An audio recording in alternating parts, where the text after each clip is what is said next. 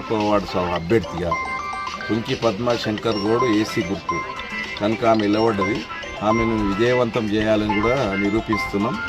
మరియు అభివృద్ధి కార్యక్రమాలు, ఎందుకంటే ఇండిపెండెంట్ అంటే చాలా గొప్ప విషయం. ఇండిపెండెంట్ గెలవాలంటే కూడా చాలా శక్తివంతమైన విషయం.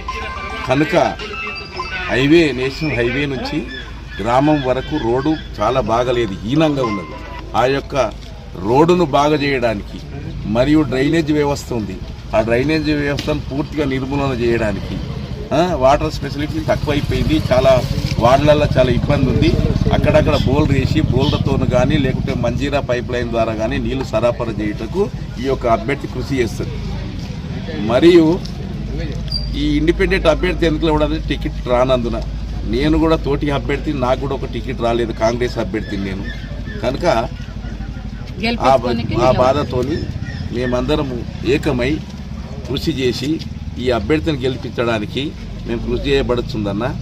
మరి ఎందుకంటే ఒక ఇండిపెండెంట్ అభ్యర్థి గెలిచిందనుకో, ఆ యొక్క ఉన్న 26 వార్డులలో ఈ వార్డు గెలిచిందనుకో 25 మంది మా దగ్గరకు ఉరికొస్తారు, తప్పనిసరిగా వాళ్ళు ఉరికొస్తారు.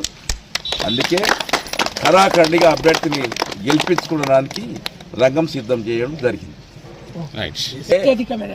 ఏసీ గుర్తుకు ఓటేసి అత్యధిక మెజారిటీతో గెలిపిస్తామని మేము ఈ యొక్క ప్రజాముఖంగా తెలియజేస్తాం.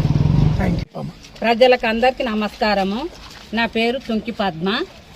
ముఖ్యమైన పనులు ఊళ్ళ గుర్తు, ఇది ఏసీ గుర్తు. ఇక ఊళ్ళ పనులు కావాలంటే బోల్డ్రు, రోడ్లు, మోరీలు కూడా లేవు, కొందరికి నీళ్ళకి చాలా ఇబ్బంది ఉన్నది. ఇప్పుడు ఎన్ని ఏళ్ళ సార్ నీళ్ళకే ఇబ్బంది ఉంటుంది. మేము అన్ని చేయడానికి రెడీగా ఉన్నాం. సరే, ఇప్పుడు పనులు తీర్చాలంటే ఏసీ గుర్తుకు ఓటేసి గెలిపించుంది, పనులు బరాబర్ చేస్తాం. గట్టిగా చేస్తాం. పనులకే నిలబడ్డాం మేము. ప్రభుత్వం మెడల్ ఉంచుతారా? మెడల్ నుంచి ఖచ్చితంగా ఉంచుతాం, ఖచ్చితంగా గెలుస్తాం, నిరూపించుకుంటాం.